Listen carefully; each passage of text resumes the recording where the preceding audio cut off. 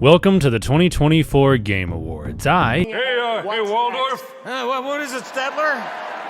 Who's this nincompoop covering a 4-hour show with a 3-odd-minute video? We've already been through enough, so why don't you? Make it stop. Okay, guys, I just have a few things I want to touch on, so if I could just... Please, wrap it up! Okay, I will. Christopher Judge was unavailable to host with me this year, so Statler and Waldorf are gonna help me out here, and that's good, because there was a lot to talk about.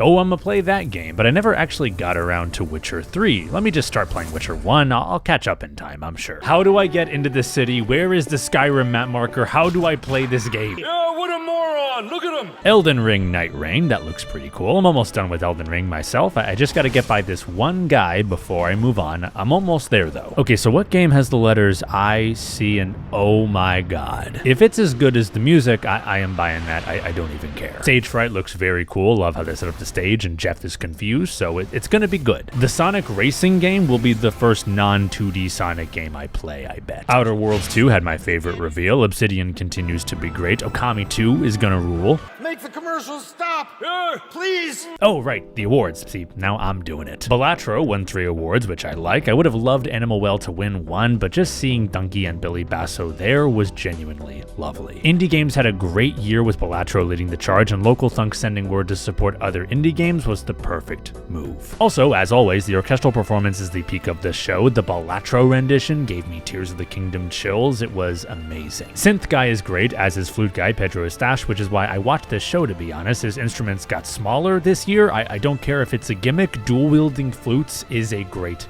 gimmick. The gaming industry has suffered significant and unprecedented industry-wide layoffs. We can debate and certainly disagree with the reasons why. It's corporate greed, you Nimrod.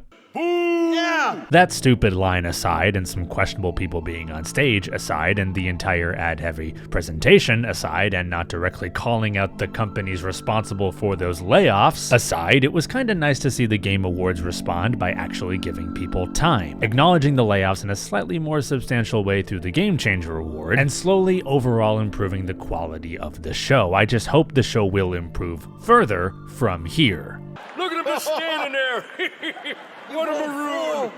Yeah, you guys got me there. I just still have optimism for video games, you know, and nothing has built optimism this year quite like Baldur's Gate 3 winning Best Community Support. Game of the Year last year and well-deserved, and I think it'll have Best Community Support for some time yet. And Astrobot winning Game of the Year this year is a great sign. Balatro would have been even cooler, but a platformer getting Game of the Year at all over this competition with a team of 65-ish as Sony thanks Nintendo with Phil Spencer of Xbox sulking in the crowd?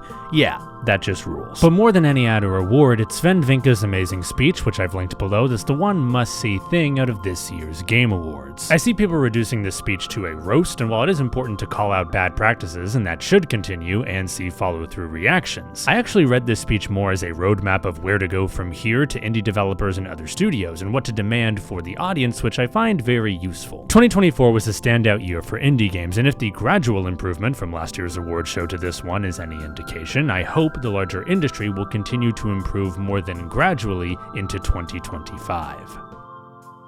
And I also heard they nominated DLC for Game of the Year.